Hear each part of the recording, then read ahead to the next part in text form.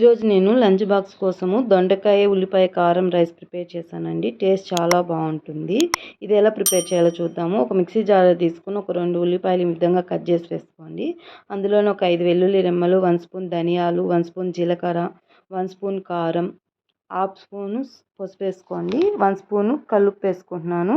ఇందులో కొంచెం water add చేసుకొని కొంచెం గట్టిగా గ్రైండ్ చేసుకుందాం మనం వెల్లుల్లి కారాన్ని.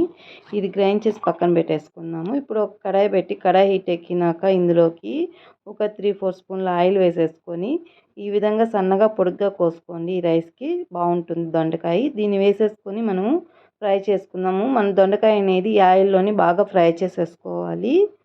ఇప్పుడు ఈ దొండకాయ కొంచెం ఫ్రై అయిన తర్వాత ఇందులోకి ఒక హాఫ్ స్పూన్ ఉప్పు వేసుకుంటున్నాను. ఎందుకంటే దొండకాయకు ఉప్పు పట్టడం కోసం. చూసారు కదా, వీటిని వేసుకొని ఈ విధంగా ఫ్రై అయితే సరిపోతుందండి మనకి దొండకాయ. ఇప్పుడు ఈ దొండకాయని తీసి పక్కన పెట్టేసుకుందాము.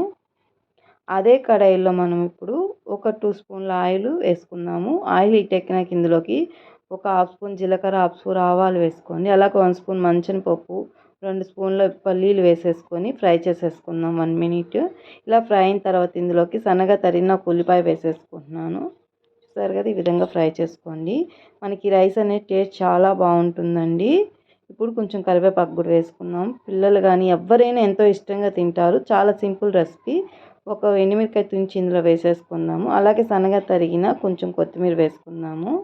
వేసుకొని వీటినన్నిటిని ఒక 80% ఉల్లిపాయ ఫ్రై అయితే సరిపోతుంది మనకి. ఇప్పుడు ఆల్రెడీ మనం గ్రైండ్ చేసి పెట్టుకున్నాం కదా ఉల్లిపాయ కారం, ఇందులో వేసేసుకొని ఒక 5 మినిట్స్ మీడియం ఫ్లేమ్లో పెట్టేసుకుందాము. దీంట్లో ఉన్న పచ్చివాసన పోయేదాకా ఫ్రై అయితే సరిపోతుంది. చూసారు కదా, ఇలా 5 మినిట్స్ తర్వాత గరిటెతో ఒకసారి కలిపేసుకొని ఆల్రెడీ మనం ఫ్రై చేసి పెట్టుకున్నాం కదా దొండకాయలు, ఇప్పుడు ఇందులో వేసేసుకొని ఒక 1 మినిట్ మీడియం ఫ్లేమ్లో పెట్టేసుకుందామండి. అలాగే చూసారు కదా, 1 మినిట్ తర్వాత ఇందులోకి కొంచెం సాల్ట్ యాడ్ చేసుకున్నాం. ఆల్రెడీ మనం అన్నిట్లో ఉప్పు యాడ్ చేసుకున్నాం, చూసి సాల్ట్ వేసుకోండి.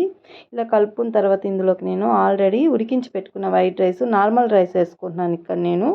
మీరు బాస్మతి రైస్ అయినా యూజ్ చేసుకోవచ్చు.